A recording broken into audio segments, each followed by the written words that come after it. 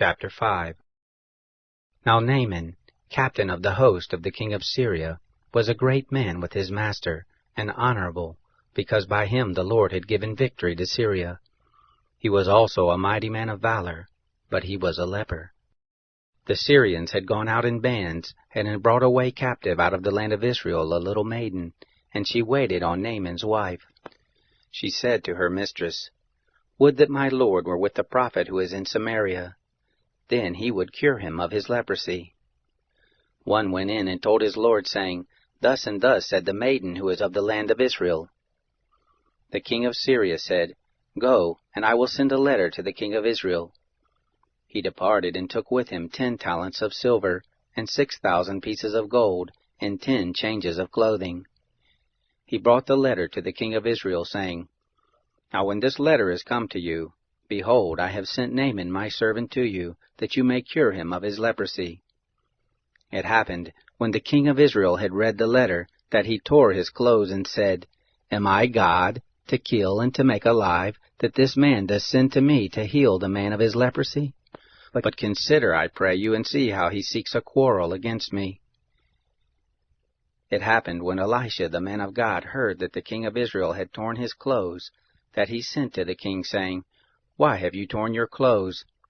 Let him come now to me, and he shall know that there is a prophet in Israel." So Naaman came with his horses and with his chariots, and stood at the door of the house of Elisha.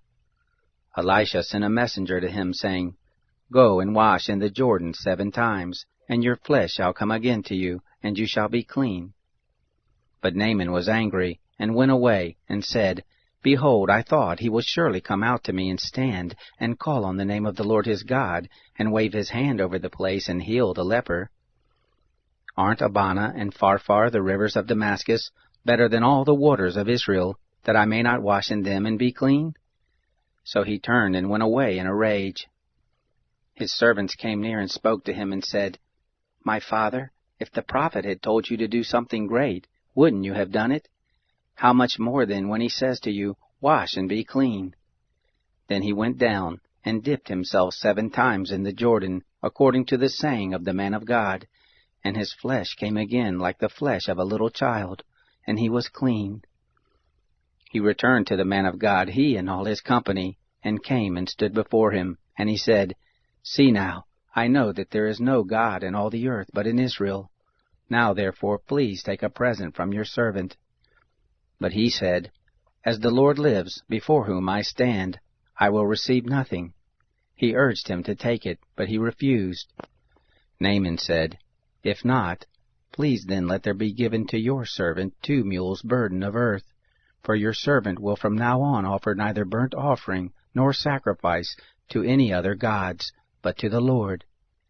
In this thing may the Lord pardon your servant, when my master goes into the house of Rimmon to worship there, and he leans on my hand, and I bow myself in the house of Rimmon. When I bow myself in the house of Rimmon, O Lord, please pardon your servant in this thing." He said to him, "Go in peace." So he departed from him a short distance. But Gehazi, the servant of Elisha the man of God, said, "Behold, my master has spared this Naaman the Syrian, and not receiving from his hands that which he brought. As the Lord lives, I will run after him and take something from him." So Gehazi followed after Naaman. When Naaman saw one running after him, he alighted from the chariot to meet him, and said, "Is all well?" He said, "All is well. My master has sent me, saying, Behold, even now there are come to me from the hill country of Ephraim 2 young men of the sons of the prophets. Please give them a talent of silver, and 2 changes of clothing." Naaman said, "Be pleased to take 2 talents. He urged him, and bound 2 talents of silver in 2 bags, with 2 changes of clothing, and laid them on 2 of his servants, and they bore them before him. When he came to the hill, he took them from their hand, and put them in his house, and he let the men go, and they departed. But he went in and stood before his master. Elisha said to him, "Where are you coming from, Gehazi?" He answered, "Your servant went nowhere." He said to him, "Didn't my heart go with you, when the man turned from his chariot to meet you? Is it a time to receive money, and to receive garments, and olive groves and vineyards, and sheep and oxen, and men servants and maid servants? The leprosy therefore of Naaman shall cleave to you, and to your seed forever. He went out from his presence a leper, as white as snow.